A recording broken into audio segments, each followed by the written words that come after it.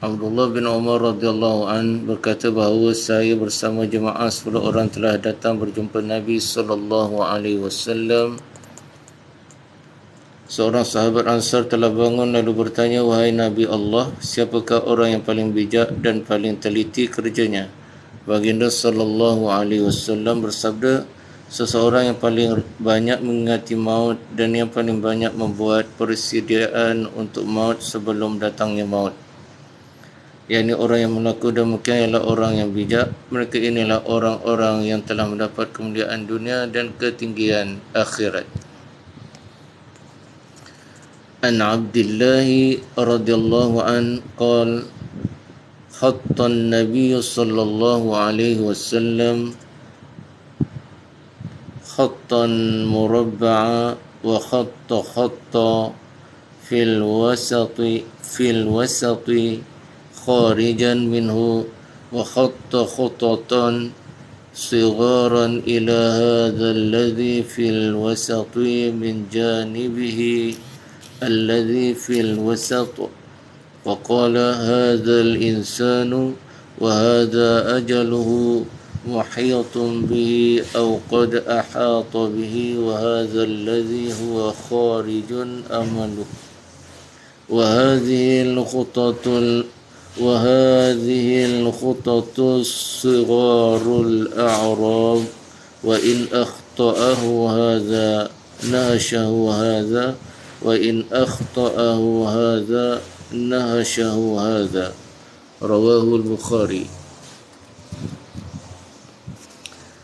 Abdullah radhiyallahu an berkata bahawa pada suatu ketika Nabi sallallahu alaihi wasallam telah melakarkan satu rajah 4 segi, kemudian di tengah rajah 4 segi tersebut baginda sallallahu alaihi wasallam telah menggariskan satu garisan panjang sehingga keluar dari rajah itu. Kemudian baginda sallallahu alaihi wasallam menggariskan garisan-garisan kecil dalam rajah 4 segi itu. Para ulama melakarkan rajah itu dengan berbagai bentuk, salah satunya ialah seperti berikut. Selepas itu baginda sallallahu alaihi wasallam bersabda, garisan tengah ialah manusia itu sendiri dan garisan segi 4 yang mengelilinginya dari 4 penjuru ialah maut. Seorang manusia tidak boleh keluar daripadanya. Garisan yang terkeluar itu ialah angan-angannya yang melepasi kehidupannya sendiri, dan garisan-garisan kecil itu ialah hal-hal yang mendatang dalam kehidupannya seperti sakit dan kemalangan. Setiap garisan ialah satu musibah. Jika ia terlepas daripada satu musibah, yang lain pula akan datang menimpanya. Mahmud bin Labi radhiyallahu anhu meriwayatkan bahawa Nabi sallallahu alaihi wasallam bersabda, 2 perkara tidak disukai oleh anak Adam.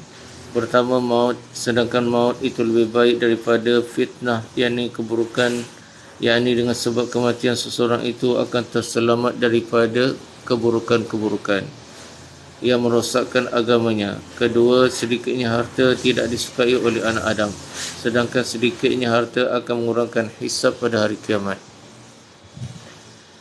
An Abi Salamah radhiyallahu an qala sami'tu Rasulullah sallallahu alaihi wasallam يقول من لقي الله يشهد أن لا إله إلا الله وأن محمدا رسول الله وآمن بالبعث والحساب دخل الجنة. Abu Salamah radhiyallahu anhu berkata bahawa saya telah mendengar Rasulullah sallallahu alaihi wasallam bersabda, sesiapa yang bertemu Allah Subhanahu wa taala dalam keadaan dia bersaksi bahawa tiada Tuhan yang layak disembah melainkan Allah Subhanahu wa taala dan Muhammad sallallahu alaihi wasallam ialah pesuruh Allah, dan juga beriman dengan hari kebangkitan selepas mati serta penghisapan, pasti akan memasuki syurga.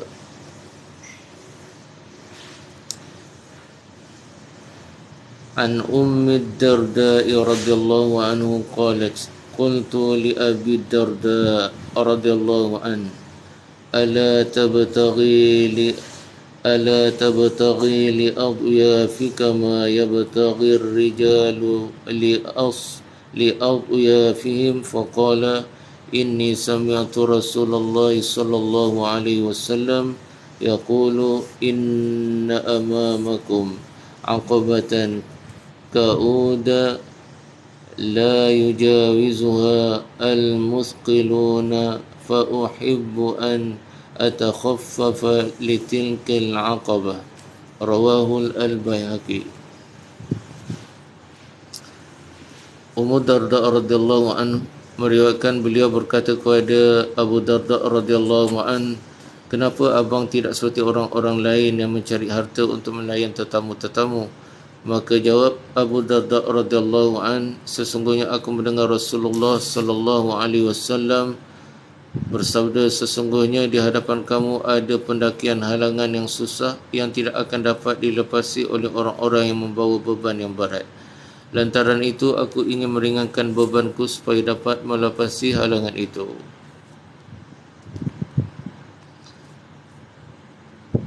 An Hani'in radhiyallahu an rahmatullah alaih maula Utsman annahu qala kana Utsman radhiyallahu an idza waqafa ala qabrin baka hatta yuballa lihyatah faqila lahu tuzkarul jannah wan naru fala tabki wa tabki min hadha faqala inna Rasulullah sallallahu alaihi wasallam qala innal qabra awwalu manzilin min manazili al-akhirah fa in naja minhu fama ba'dahu aysaru minhu wa in lam yanju minhu fama ba'dahu ashaddu minhu qala wa qala Rasulullah sallallahu alaihi wasallam ma ra'aitu manzaran qattu illa wal qabru afza'u minhu rawahu at-Tirmidzi. Hazrat Hani rahmatullah alaihi yang merupakan hamba Utsman radhiyallahu an yang telah dimerdekakan berkata, apabila Utsman radhiyallahu an berdiri di sisi mana-mana kubur, beliau akan banyak menangis hingga air mata membasahi janggutnya. Ada orang bertanya kepadanya, Tuan tidak menangis apabila diberitahu tentang syurga dan neraka, sebaliknya Tuan menangis apabila melihat kubur.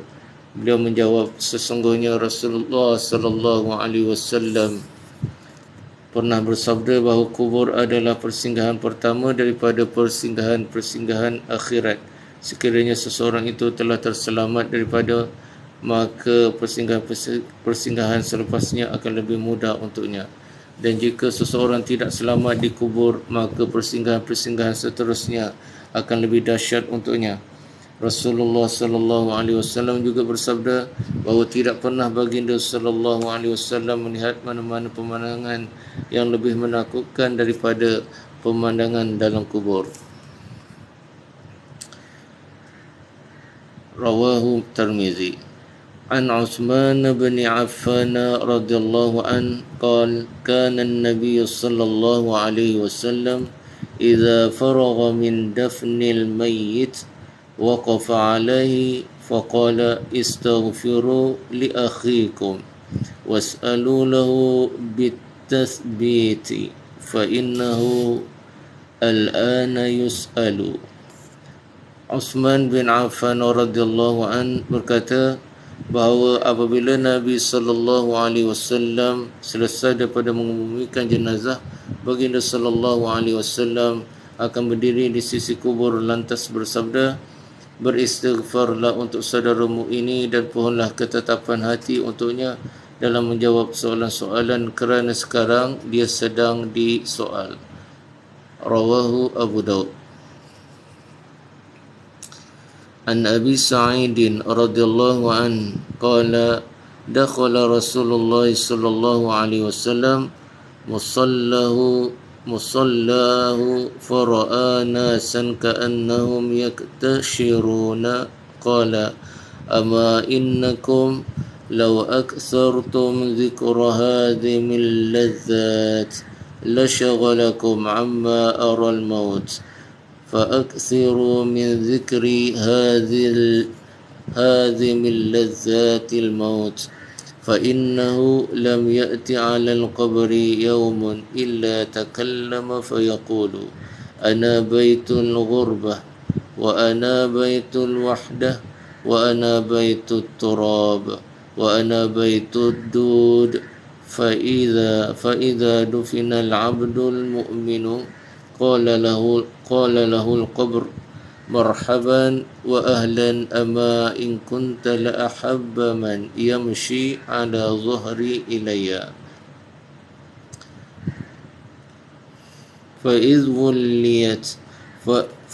فإذ وليتك اليوم وصرت إلي فسترى صنيعي بك قال فيتسع له مد بصره ويفتح له باب إلى الجنة وإذا دفن العبد الفاجر أو الكافر قال له القبر لا مرحبا ولا أهلا أما إن كنت لأبغض من يمشي على ظهري إلي فإذ وليتك اليوم وصرت إلي فسترى صنيعي بك قال فيلتئم عليه حتى يلتقي عليه وتختلف أضلاعه قال رسول الله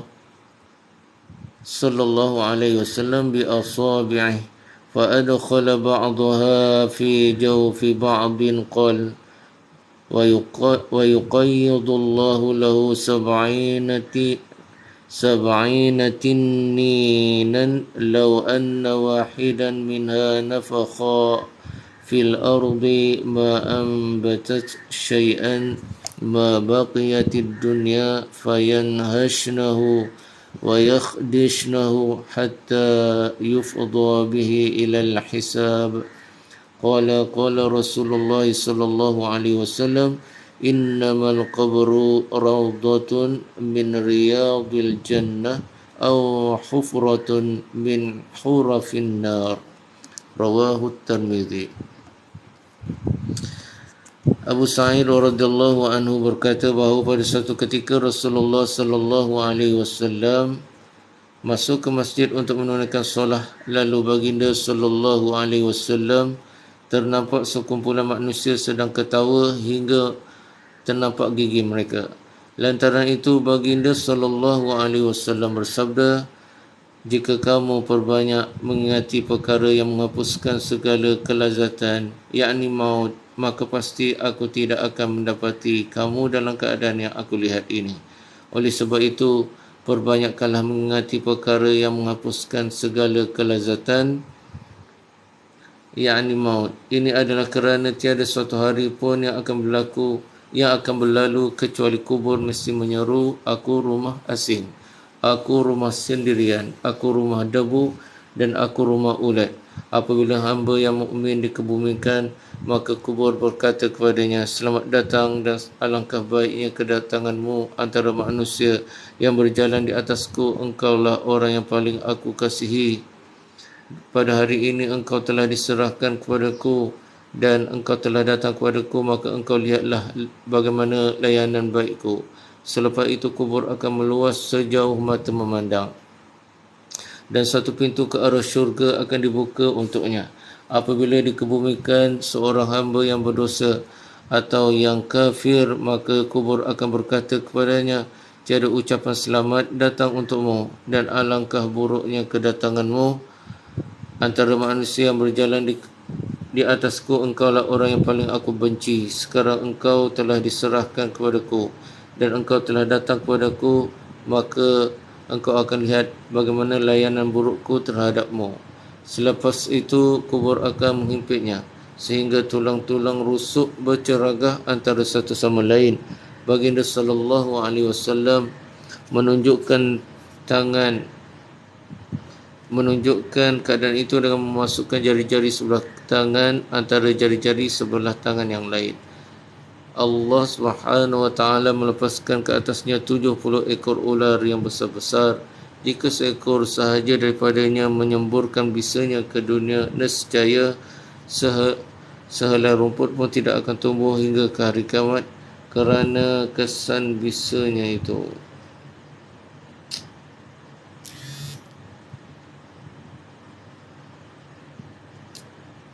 Ular-ular itu akan terus mematuk dan menggigitnya sehingga ke hari kiamat. Baginda sallallahu alaihi wasallam juga bersabda, kubur ialah suatu taman daripada taman-taman syurga atau suatu lembah daripada lembah-lembah neraka. Riwayat Tirmizi. Anil Bara ibn Azib radhiyallahu anhuma qala خرجنا مع رسول الله صلى الله عليه وسلم في جنازة رجل من الأنصار فانتهينا إلى القبر ولما يلحد فجلس رسول الله صلى الله عليه وسلم وجلسنا حوله كأنما على رؤوسنا الطير وفي يده عود ينكت به في الأرض فرفع رأسه فقال استعيذوا بالله من عذاب القبر مرتين أو ثلاثا قال ويأتيه ملكان فيجلسانه فيقولان له من ربك فيقول ربي الله فيقولان له ما دينك فيقول ديني الإسلام فيقولان له ما هذا الرجل الذي بعث فيكم قال فيقول هو رسول الله صلى الله عليه وسلم فيقولان وما يدرك فيقول قرأت كتاب الله فآمنت به وصدقت قال فينادي مناد من السماء أن قد صدق عبدي فأفرشوه من الجنة وألبسوه من الجنة وافتحوا له بابا إلى الجنة قال فيأتيه من روحها وطيبها قال ويفتح له فيها مد بصره قال وإن الكافر فذكر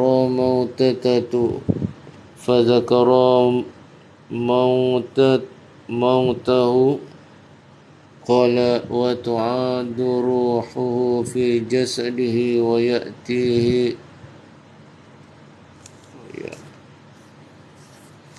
ملكان فيجلسانه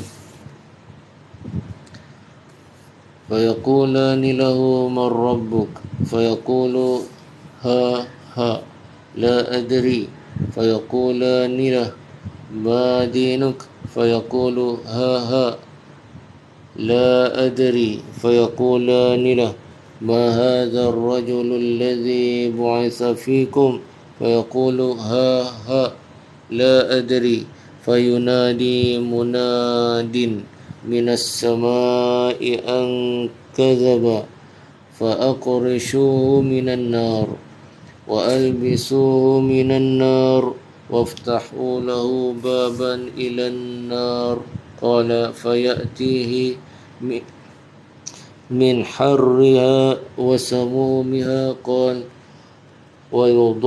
ويضيق عليه قبره حتى تختلف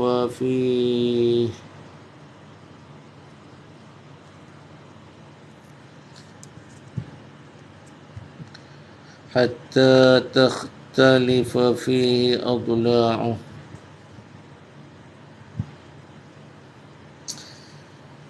Rawahu Abu Daud. Bara bin Azib radhiyallahu anhu radhiyallahu anhuma berkata bahawa pada satu ketika kami telah pergi bersama Nabi sallallahu alaihi wasallam di perkuburan menghadiri jenazah seorang lelaki Ansar. Apabila kami sampai di kubur yang pada masa itu belum digali, maka Nabi sallallahu alaihi wasallam pun duduk, yakni menunggu kubur digali, dan kami pun duduk sekeliling baginda sallallahu alaihi wasallam dengan penuh tawajuh, seolah-olah burung bertenggek di atas kepala kami. Di tangan baginda sallallahu alaihi wasallam ada ranting yang baginda sallallahu alaihi wasallam guna untuk mengguris-guris tanah yang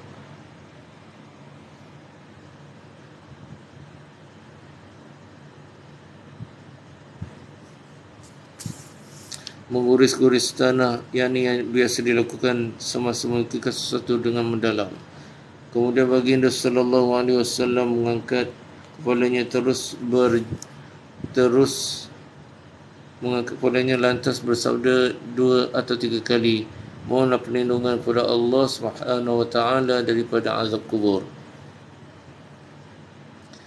Kemudian baginda sallallahu alaihi wasallam bersabda, apabila hamba Allah Subhanahu wa taala yang beriman meninggal dunia dan dikebumikan di dalam kubur, maka 2 orang malaikat akan datang kepadanya, mendudukkannya dan menyoalnya, siapakah Rabb kamu? Dia menjawab, Rabbku ialah Allah. Mereka berdua bertanya lagi, apakah agama kamu? Dia menjawab, agamaku ialah Islam. Malaikat itu bertanya lagi, siapakah lelaki ini yang diutuskan, yakni sebagai Nabi kepada kamu? Dia menjawab, dia ialah Rasulullah sallallahu alaihi wasallam. Malaikat bertanya lagi, siapakah yang memberitahu kamu, yakni dari mana kamu mendapat tahu bahawa dia ialah Rasulullah?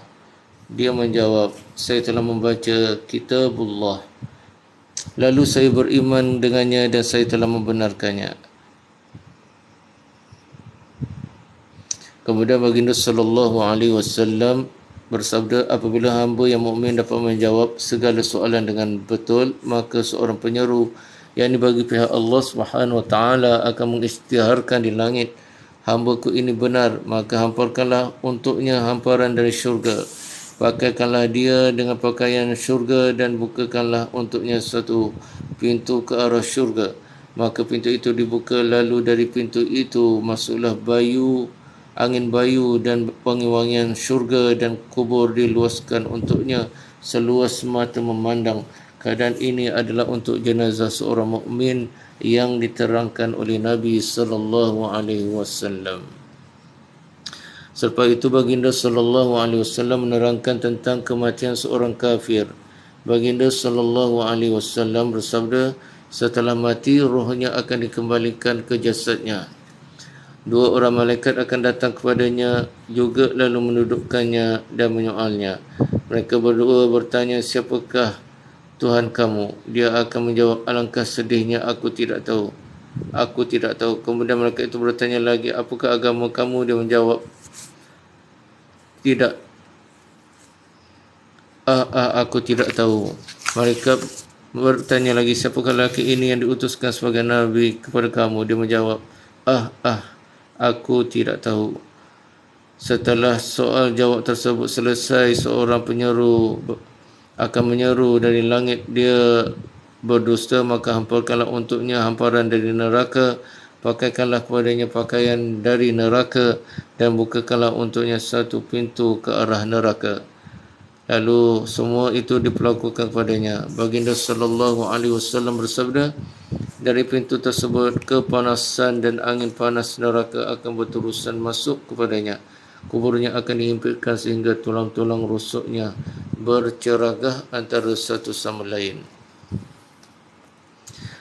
Keterangan maksud sebenar kata-kata para malaikat mengenai orang kafir dia dusta ialah jawapan mereka, aku tidak tahu. Terhadap semua soalan malaikat itulah satu pendustaan. Hakikat sebenarnya ialah mereka mengingkari Allah Subhanahu wa taala sebagai Tuhan, baginda Muhammad sallallahu alaihi wasallam sebagai Rasulullah, dan juga agama Islam sebagai agama yang benar.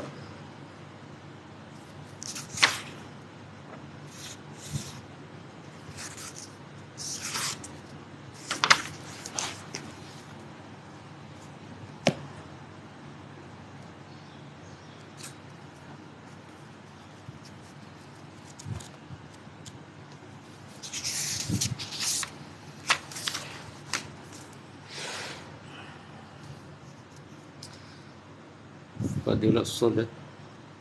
An Abdullah bin Umar radhiyallahu anhuma qala Rasulullah sallallahu alaihi wasallam thalathatun ala kuthbanil misk urahu qal ya yawmal qiyamah yaghbituhumul awwalun wal akhirun rajulun yunadi bis salawatil khamsi fi kulli yawmin wa laylah wa rajulun ya'ummu qauman wa hum bihi radun wa 'abdun adda haqqallahi wa haqqa mawalih. Rawahu Tirmizi. Abdullah bin Umar radhiyallahu an meriwayatkan bahawa Rasulullah sallallahu alaihi wasallam bersabda, 3 golongan manusia akan berada di atas timbunan kasturi pada hari kiamat. Semua orang sama ada yang terdahulu atau terkemudian kagum terhadap mereka. Pertama, seorang lelaki yang melaungkan azan untuk solat 5 waktu pada setiap hari dan malam. Kedua ialah seseorang yang mengimami orang ramai sedangkan mereka senang hati terhadapnya. Dan ketiga ialah seseorang hamba sahaya yang menunaikan hak Allah SWT dan hak tuan-tuannya. Hadis riwayat Tirmizi. An Abi Hurairah radhiyallahu anhu qala Rasulullah sallallahu alaihi wasallam al-imamu dhaminun wal muazzinu mu'tamanun Allahumma arshidil a'immata waghfir lil muazzinin. Rawahu Abu Daud.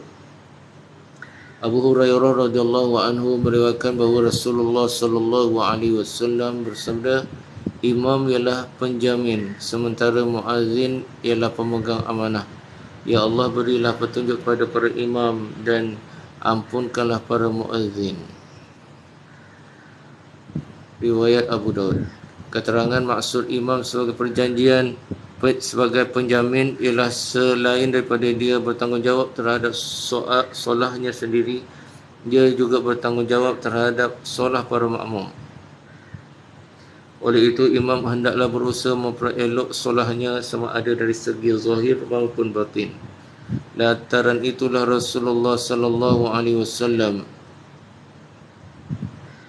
berdoa untuk mereka. Maksud muazzin sebagai pemegang amanah pula ialah orang ramai meletakkan amanah kepadanya dalam masalah waktu-waktu solat dan puasa, yakni syahur dan berbuka. Oleh sebab itu, muazzin hendaklah melaungkan azan pada waktu yang tepat. Baginda sallallahu alaihi wasallam telah mendoakan keampunan untuk muazzin kerana kadang-kadang mereka melakukan kesilapan dalam menentukan waktu semasa berazan.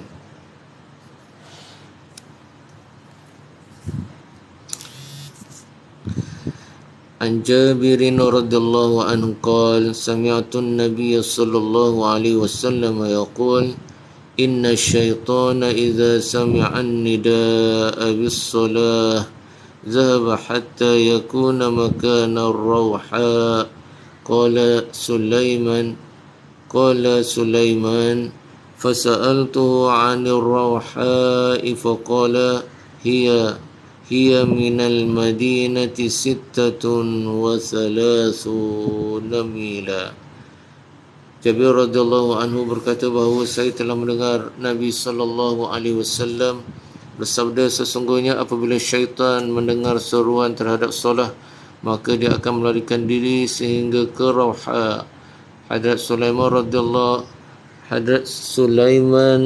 radhiyallahu an berkata bahawa saya telah bertanya. Hadrat Sulaiman rahimahullah berkata bahawa saya telah bertanya kepada Jabir radhiyallahu an tentang tempat yang bernama Rawha itu. Lalu beliau menjawab, jaraknya 36 batu dari Madinah. Riwayat Muslim. An Abi Hurairah radhiyallahu an أن النبي صلى الله عليه وسلم قال إذا نودي للصلاة أدبر الشيطان له ضراط حتى لا يسمع التأذين، فإذا قضي التأذين أقبل حتى إذا ثوب بالصلاة أدبر، حتى إذا قضي التثويب أقبل حتى يخطر بين المرء ونفسه يقول له اذكر كذا واذكر كذا لما لم يكن يذكر من قبل، حتى يظل الرجل ما يدري كم صلى. رواه مسلم.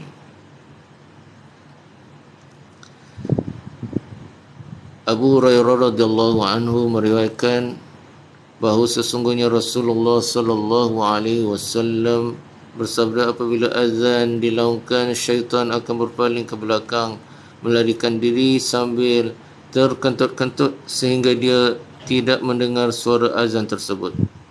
Apabila selesai azan, dia akan datang semula, hingga apabila iqamah dilaungkan, dia akan lari semula. Apabila iqamah selesai, dia akan datang kembali memasukkan was-was ke dalam hati orang yang bersolah.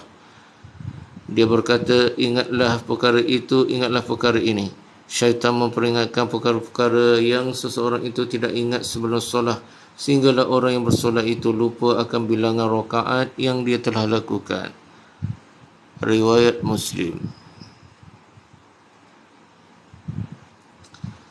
An Abi Hurairah radhiyallahu an anna an-nabiy sallallahu alaihi wasallam qala لو يعلم الناس ما في النداء والصف الأول ثم لم يجدوا إلا أن يستهموا عليه لاستهموا. رواه البخاري. Abu Hurairah radhiyallahu an meriwayatkan bahawa Rasulullah sallallahu alaihi wasallam bersabda, sekiranya manusia mengetahui ganjaran yang diperolehi melalui azan dan saf pertama, dan mereka hanya mendapatinya melalui cabutan nama, maka pasti mereka akan membuat cabutan nama. Rawahu al-Bukhari. An Salman al-Farisi radhiyallahu anhu qala qala Rasulullah sallallahu alaihi wasallam, idza kana ar-rajulu bi ardin قي فحانت الصلاة فليتوضأ فإن لم يجد ماء فليتيمم فإن أقام الصلاة معه ملكاه وإن أذن وأقام الصلاة خلفه من جنود الله ما لا يرى طرفاه. Rawahu Abdul Razak. Salman Farisi radhiyallahu an meriwayatkan berkata bahawa Rasulullah sallallahu alaihi wasallam bersabda, sekiranya seseorang itu berada di hutan dan tibalah waktu solat, maka hendaklah dia berwuduk. Sekiranya dia tidak mendapati air, maka hendaklah dia bertayamum. Sekiranya dia hanya iqamah, maka akan bersolat bersamanya dua malaikat pencatat amalannya, dan sekiranya dia azan kemudian iqamah, maka akan turut bersolat di belakangnya ialah tentera-tentera Allah Subhanahu wa taala, yakni malaikat yang begitu banyak sehingga kedua-dua saf mereka tidak akan kelihatan.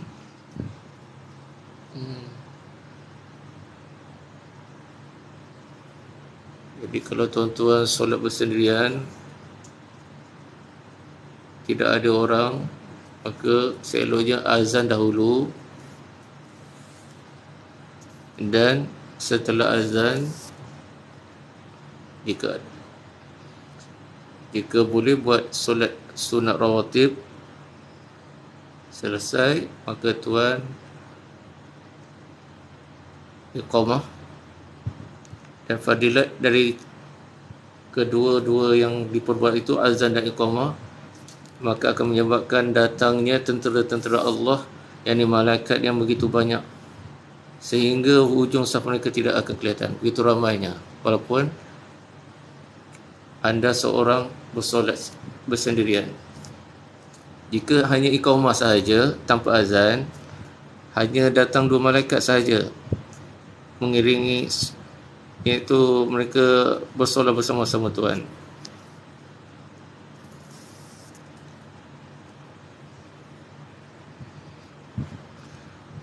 An Uqbah bin Amir radhiyallahu anhu qala sami'tu Rasulullah sallallahu alaihi wasallam yaqulu ya'jabu rabbuka 'azza wa jalla min ra'i ghanamin fi ra'si shadhiyatin bijabalin yu'adhdhinu lis-salati wa yusalli fayaqulu Allahu 'azza wa jalla انظروا إلى عبدي هذا يؤذن ويقيم للصلاة يخاف مني قد غفرت لعبدي وأدخلته الجنة. Rawahu Abu Daud. Uqbah bin Amir radhiyallahu anhu meriwayatkan bahawa Rasulullah sallallahu alaihi wasallam bersabda, Allah Subhanahu wa taala akan berasa kagum terhadap seorang pengembala kambing yang berada di puncak bukit melakukan azan dan menunaikan solat. Allah Subhanahu wa taala berkata kepada para malaikat, lihatlah kamu semua kepada hamba-Ku itu, dia melakukan azan dan iqamah serta bersolat kerana takut padaku. Aku telah mengampunkan hamba-Ku itu dan tentukan kemasukannya ke dalam syurga. Hadis riwayat Abu Daud. An Sahl bin Sa'd radhiyallahu anhu qala qala Rasulullah sallallahu alaihi wasallam sintani la turaddani aw qallama turaddan ad-du'a'u 'inda an-nida'i wa 'inda al-ba'si hina yulhimu ba'duhu ba'dha. Rawahu Abu Daud. Sahal bin Sa'ad radhiyallahu an berkata bahawa saya telah mendengar Rasulullah sallallahu alaihi wasallam bersabda, doa pada 2 waktu tidak akan ditolak, doa ketika azan dan doa ketika peperangan sedang marak. Hadis riwayat Abu Daud. An Sa'd bin Abi Waqqas radhiyallahu anhu anna Rasulullah sallallahu alaihi wasallam qala man qala hina yasma'u al-mu'adhdhin wa ana ashhadu an la ilaha illallah wahdahu la sharika lah wa anna Muhammadan 'abduhu wa rasuluh raditu billahi rabba wa bi Muhammadin rasula wa bil islami dina ghufira lahu dhanbuh. Rawahu Muslim. Sa'ad bin Abi Waqqas radhiyallahu an meriwayatkan bahawa Rasulullah sallallahu alaihi wasallam bersabda, sesiapa yang berdoa dengan doa di bawah ketika mendengar azan muazzin maka dosa-dosanya akan diampunkan. Wa ana ashhadu an la ilaha illallah wahdahu la syarika lah wa anna Muhammadan 'abduhu wa rasuluh raditu billahi rabba wa bi Muhammadin rasula wa bil islami dina.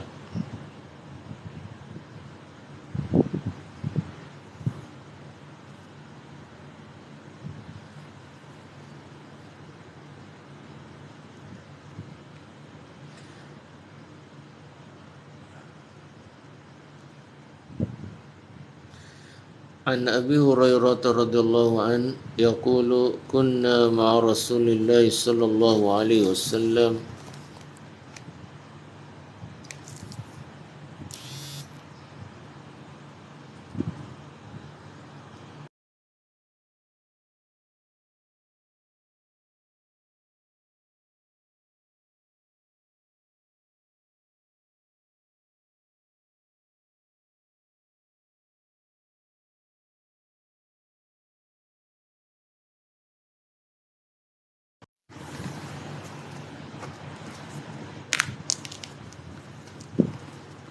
An Abi Hurairah radhiyallahu anhu yaqulu كنا مع رسول الله صلى الله عليه وسلم فقام بلال ينادي فلما سكت قال رسول الله صلى الله عليه وسلم من قال مثل هذا يقينا دخل الجنة رواه الحاكم.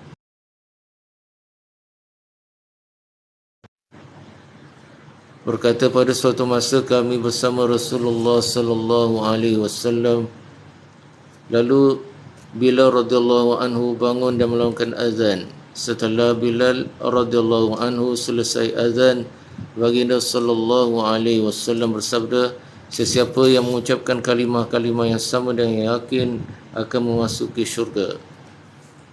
Hadis riwayat Mustadrak Hakim.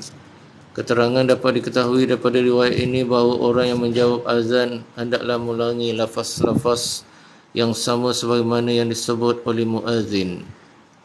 Walau bagaimanapun dapat diketahui daripada riwayat Umar radhiyallahu an bahawa untuk jawapan lafaz hayya 'alas solah dan hayya 'alal falah hendaklah membaca la haula wala quwwata illa billah. Dan juga ada riwayat kata pendapat ulama mengatakan untuk solat subuh as-salatu khairum minan naum, maka kita membalas dengan jawapan la haula wala quwwata illa billah. An Abdullah bin Amr radhiyallahu anhu anna rajulan qala ya Rasulullah innal muadhdhinina yaf'udulunana faqala Rasulullah sallallahu alaihi wasallam qul kama yaqulun fa idzan tahayta fasal tu'ta. Rawahu Abu Daud. Abdullah bin Amr radhiyallahu an meriwayatkan bahawa seorang lelaki berkata, ya Rasulullah, sesungguhnya para muazzin telah melebihi kami dari segi pahala. Adakah mana-mana amalan yang membolehkan kami mendapat pahala sebanyak pahala muazzin? Maka Rasulullah sallallahu alaihi wasallam bersabda, hendaklah kamu ucapkan sebagaimana yang mereka ucapkan. Apabila kamu telah selesai daripada menjawab azan itu, maka berdoalah, pasti permintaanmu ditunaikan. An Abdullah bin Amr bin al-As radhiyallahu anhuma annahu sami'a an-nabiy sallallahu alaihi wasallam yaqul idza sami'tumul muazzin فقولوا مثل ما يقول ثم صلوا علي فإنه من صلى علي صلاة صلى الله عليه بها 10 ثم سلوا الله لي الوسيلة فإنها منزلة في الجنة لا تنبغي إلا لعبد من عباد الله وأرجو أن أكون أنا هو فمن سأل للوسيلة حلت عليه الشفاعة. رواه مسلم. Abdullah bin Amr bin As radhiyallahu anhuma meriwayatkan bahawa beliau mendengar Nabi sallallahu alaihi wasallam bersabda, apabila kamu mendengar suara muazzin, ucapkanlah sebagaimana ucapan muazzin, kemudian berselawatlah kepadaku, kerana sesiapa yang berselawat kepadaku sekali, maka Allah Subhanahu wa taala akan memberi kepadanya 10 rahmat sebagai balasan selawatnya itu. Kemudian mintalah untukku wasilah, kerana wasilah itu ialah satu tempat khas yang tidak layak untuk sesiapa pun kecuali hanya untuk seorang daripada hamba-hamba Allah Subhanahu wa taala, dan daku berharap bahawa dakulah hamba tersebut, sesiapa yang memohon untukku wasilah, maka dia berhak mendapat syafaatku. Rawahu Muslim. An Jabir bin Abdullah radhiyallahu anhuma أن رسول الله صلى الله عليه وسلم قال من قال حين يسمع النداء اللهم رب هذه الدعوة التامة والصلاة القائمة آت محمدا الوسيلة والفضيلة وابعثه مقاما محمودا الذي وعدته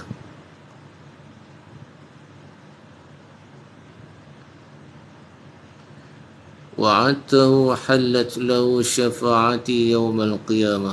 رواه البخاري.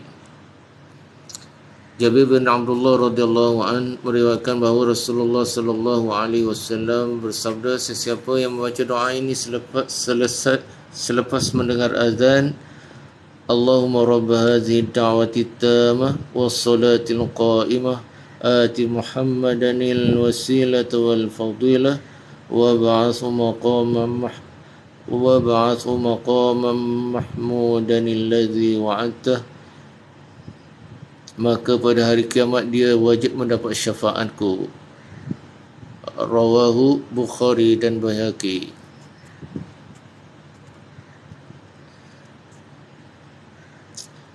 An Jabir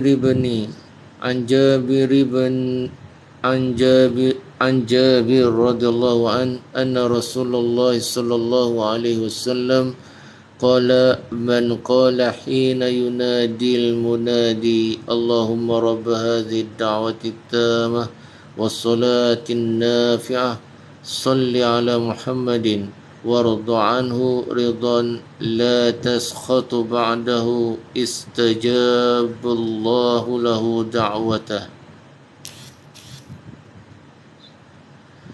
Jabir radhiyallahu anhu meriwayatkan bahawa Rasulullah sallallahu alaihi wasallam bersabda, sesiapa yang membaca doa ini ketika muazzin melaungkan azan, Allahumma rabb hadhihi ad-da'wati at-tamah was-salati an-na'imah salli ala Muhammadin warda anhu ridan la taskhatu ba'dah, akan diterima doanya. An Anas bin Malik radhiyallahu an qala Rasulullah sallallahu alaihi wasallam ad-du'a la yuraddu bainal adhan wal iqamah. Qalu famadha naqulu ya Rasulullah? Qala salullaha al-afiyata fid dunya wal akhirah. Rawahu Tirmizi. Anas bin Malik radhiyallahu an meriwayatkan bahawa Rasulullah sallallahu alaihi wasallam bersabda, doa tidak akan ditolak pada waktu di antara azan dan iqamah. Para sahabat radhiyallahu an bertanya, wahai Rasulullah, apakah yang patut kami doakan? Baginda sallallahu alaihi wasallam menjawab, mohonlah afiah, kesejahteraan di dunia dan akhirat. Dan antara doa mustajab ialah di antara azan dan iqamah.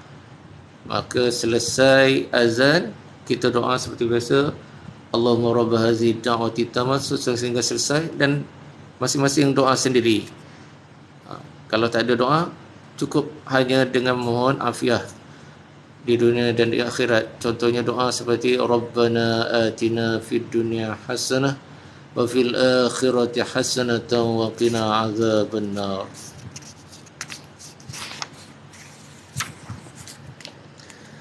An Jabir radhiyallahu an anna Rasulullah sallallahu alaihi wasallam qala idza thuwiba bis-salati futihat abwabus sama' wastujiba ad-du'a. Rawahu Ahmad. Jabir radhiyallahu an meriwayatkan bahawa Rasulullah sallallahu alaihi wasallam bersabda, apabila dilaungkan iqamah untuk solat, maka dibuka pintu-pintu langit dan doa dikabulkan. An Abi Hurairah radhiyallahu an yaqulu man tawadda'a fa ahsana wudu'ah thumma kharaja 'amidan ila as-salati fa innahu fi salatin ma kana ya'midu ila as-salati wa innahu yuktabu lahu bi ihda خطوتيه حسنة ويمحى عنه بالأخرى سيئة فإذا سمع أحدكم الإقامة فلا يسعى فإن أعظمكم أجرا أبعدكم دارا قالوا لما يا أبا هريرة قال من أجل كثرة الخطأ رواه الإمام مالك. Abu Hurairah radhiyallahu an meriwayatkan bahawa Rasulullah sallallahu alaihi wasallam bersabda, sesiapa yang mengambil wuduk dan memperelokkan wuduknya, kemudian dia keluar menuju ke masjid semata-mata untuk solat, maka sesungguhnya dia terus-menerus mendapat pahala solat selama dia berkekalan dalam tujuan yang sama. Dan juga dituliskan untuknya satu pahala untuk satu langkahnya, dan dihapuskan satu kesalahan dengan langkahnya yang satu lagi. Apabila seseorang kamu mendengar iqamah, maka janganlah dia berlari. Sesungguhnya orang yang paling banyak ganjarannya antara kamu ialah orang yang paling jauh rumahnya dari masjid. Murid-muridnya bertanya, kenapa wahai Abu Hurairah? Beliau menjawab, kerana banyaknya langkah. Dan hadis riwayat Muwatta Imam Malik. Jadi boleh saja berkenderaan ke masjid, tapi yang lebih afdal kita berjalan kaki ke masjid. Tapi selok-eloknya kita aturkan jadual untuk ke masjid, kerana bila kita berjalan tu mungkin masanya lama kan. Jadi kalau kita jangka berjalan ke masjid itu memakan masa sebelum sebelum solat ataupun sebelum azan tu, masanya lebih kurang setengah jam. Jadi kita aturkan masa jadual kita setengah jam untuk berjalan kaki ke masjid. Dan kita mendapat fadilat apabila kita berwuduk daripada rumah, yang mana fadilat setiap langkah tu dituliskannya satu pahala untuk satu langkahnya, dan dihapuskan satu kesalahan dengan langkahnya yang satu lagi.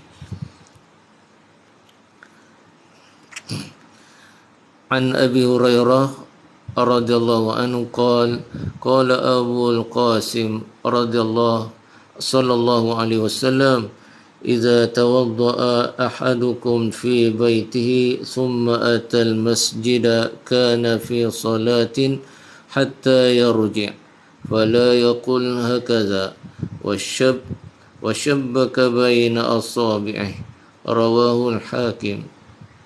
Abu Hurairah radhiyallahu anhu berkata bahawa Rasulullah sallallahu alaihi wasallam bersabda, apabila seseorang kamu mengambil wuduk di rumahnya kemudian datang ke masjid, maka dia akan mendapat ganjaran seolah-olah dalam solat sehingga dia pulang ke rumah, dan janganlah dia melakukan begini. Baginda sallallahu alaihi wasallam telah menyilang antara jari-jari kedua-dua tangan baginda. Apa keterangannya? Hadis riwayat Musnad Hakim. Keterangan sebagaimana perbuatan menyilang jari kedua-dua tangan dalam solat tidak baik, dan melakukan perbuatan tersebut tanpa apa-apa sebab bukanlah suatu perbuatan yang disukai. Demikian juga seorang yang telah berwuduk di rumahnya dan datang ke masjid dengan niat untuk bersolat, maka tidak patut juga baginya melakukan demikian, kerana dia seolah-olah berada dalam solat, disebabkan pada masa itu dia mendapat ganjaran bersolat sebagaimana yang telah terjelas dalam riwayat-riwayat yang lain.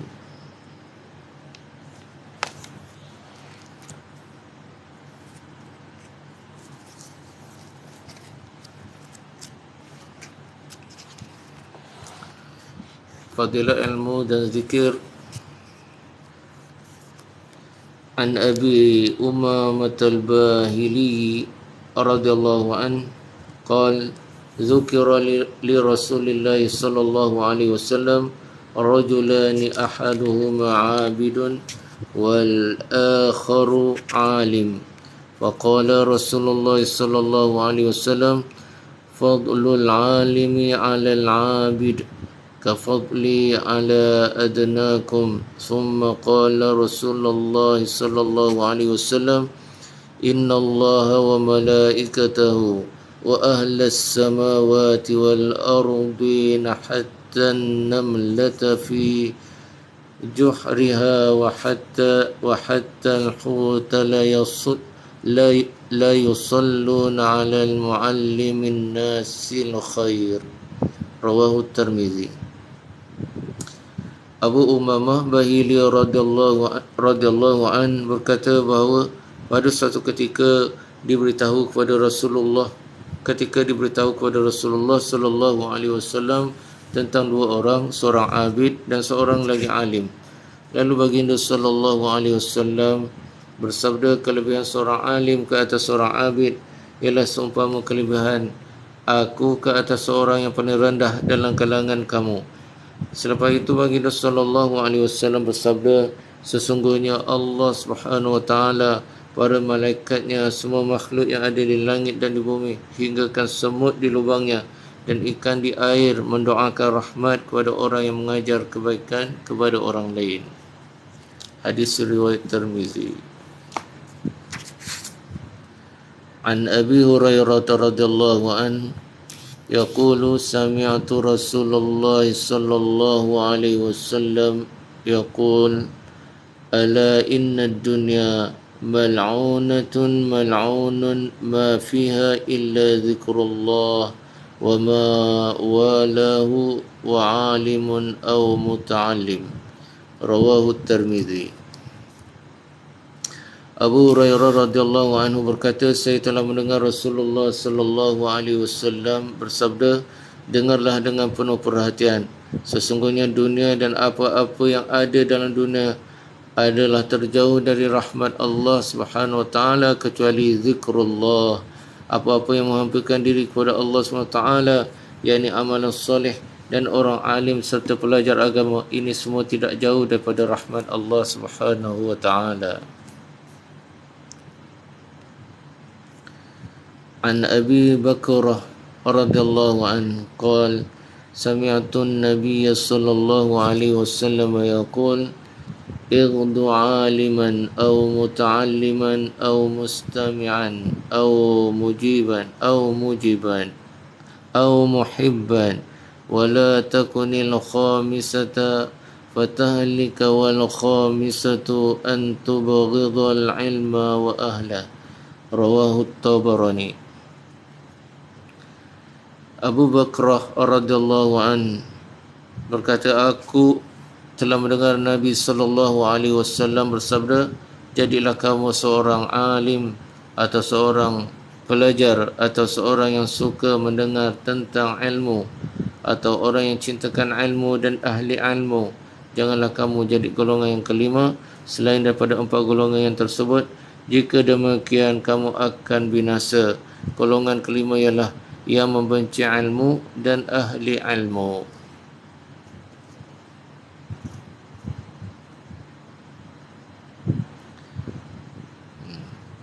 Hadis riwayat Tabrani Bazar Majma'uz Zawaid. Kenapa orang yang benci ilmu dan ahli ilmu ini, kenapa dia akan binasa? Kerana dia, bila dia bersikap demikian, dia tidak akan mendapat manfaat dan rugi.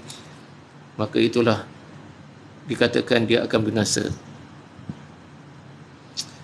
An Ibn Mas'ud radhiyallahu anhu qala sami'tu an-nabiy sallallahu alaihi wasallam yaqulu la hasada illa fi ithnatain rajulin ataahu Allahu malan fasallatahu ala halakatihi fil haqq wa rajulin ataahu Allahu hikmah fahuwa yaqdi biha wa yu'allimuha. Abdullah bin Mas'ud radhiyallahu an berkata, saya mendengar Nabi sallallahu alaihi wasallam bersabda, tidak harus untuk berhasad melainkan terhadap dua orang sahaja. Yakni jika hasad itu dibenarkan untuk sesiapa, maka terhadap dua jenis orang ini sahaja dibenarkan. Pertama ialah seorang yang telah dikurniai oleh Allah SWT dengan harta dan dia membelanjakan harta itu pada kerja-kerja yang diridai oleh Allah Subhanahu wa taala.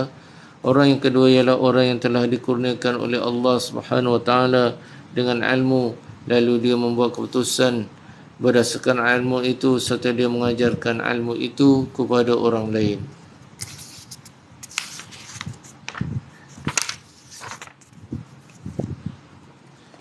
InsyaAllah tuan-tuan yang dimulakan oleh Allah SWT yang mengikuti majlis ta'lim di Lafti Talk ini, semoga diberi kesihatan yang baik dan dimudahkan segala urusan pada hari ini. Dan kita tutup majlis dan apa-apa yang dibaca ini dapat yang kita dengar ini dapat kita sampaikan dan amalkan.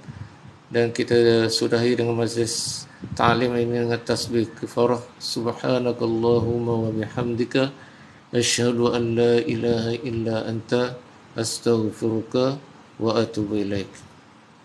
Assalamualaikum warahmatullahi wabarakatuh.